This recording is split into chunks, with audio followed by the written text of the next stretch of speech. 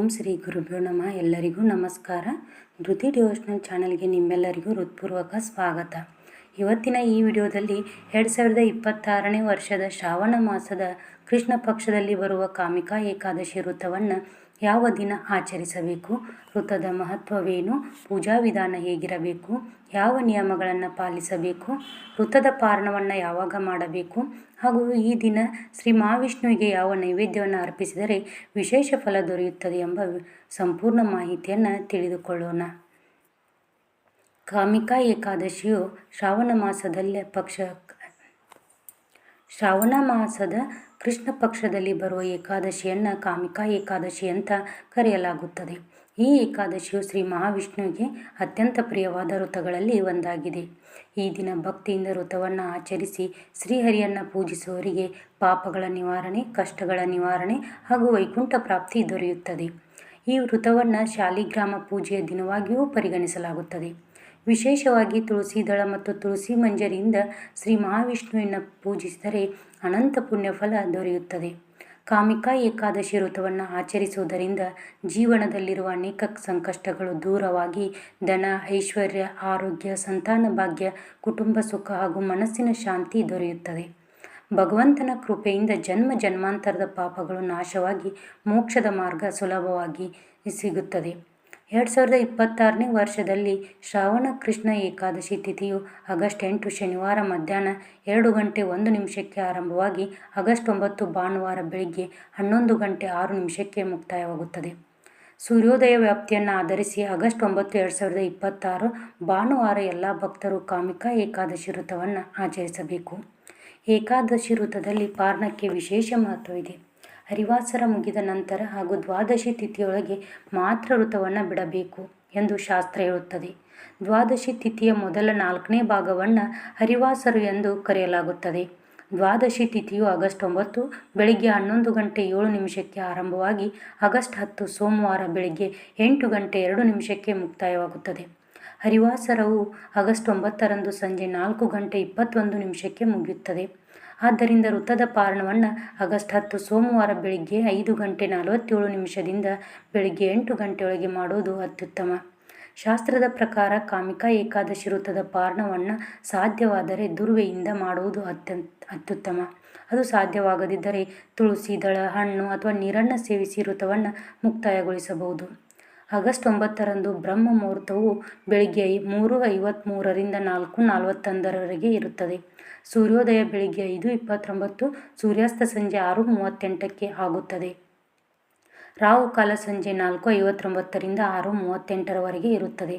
ಬೆಳಗಿನ ಪೂಜೆಗೆ ಶುಭ ಸಮಯ 6:56ರಿಂದ 8:35 ಇದೆ. ಅಭಿಜಿತ ಮುಹೂರ್ತವು 11:59ರಿಂದ 12:53 ಹಾಗೂ ಸಂಜೆ ಪೂಜೆಯು 6:28ರಿಂದ 7:49 ಶುಭ ಸಮಯವಿರುತ್ತದೆ. ಈ ದಿನ ಹರ್ಷಣ ಯೋಗವು ರಾತ್ರಿ 2:04 ಇರುತ್ತದೆ. ನಂತರ ವಜ್ರ ಯೋಗ ಆರಂಭವಾಗುತ್ತದೆ. ಮೃಗಶಿರ ನಕ್ಷತ್ರವು ಮಧ್ಯಾಹ್ನ 2:44 ಇರುತ್ತದೆ. ನಂತರ ಆರ್ದ್ರ ನಕ್ಷತ್ರ ಆರಂಭವಾಗುತ್ತದೆ.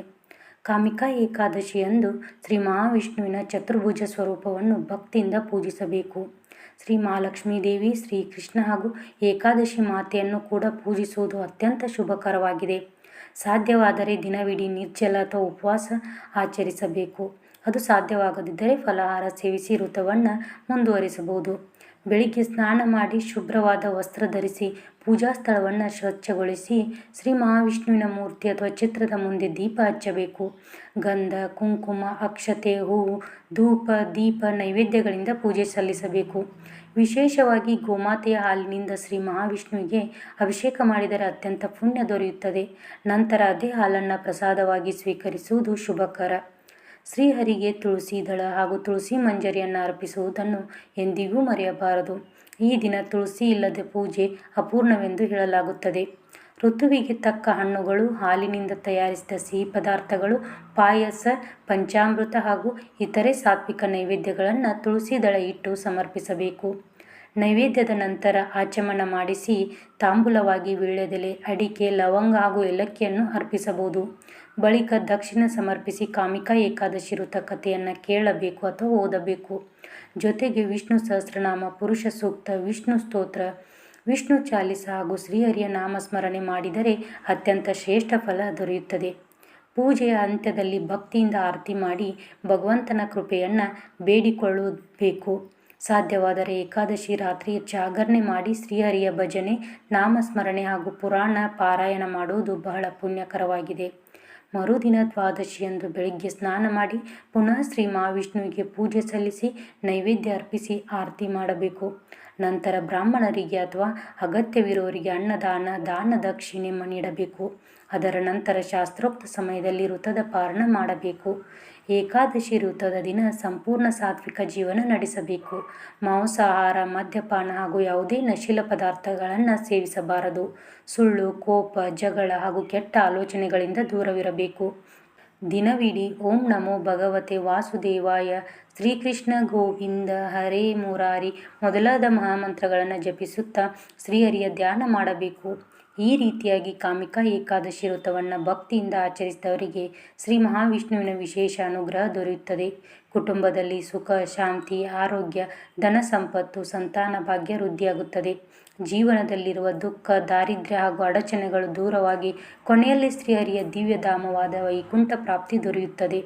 ಈ ಮಾಹಿತಿ ನಿಮಗೆ ಉಪಯುಕ್ತವಾಗಿದೆ ಎಂದು ಭಾವಿಸುತ್ತೇನೆ. ಇಂತಹ ವ್ರತ, ಹಬ್ಬ, ಪೂಜಾ ವಿಧಾನ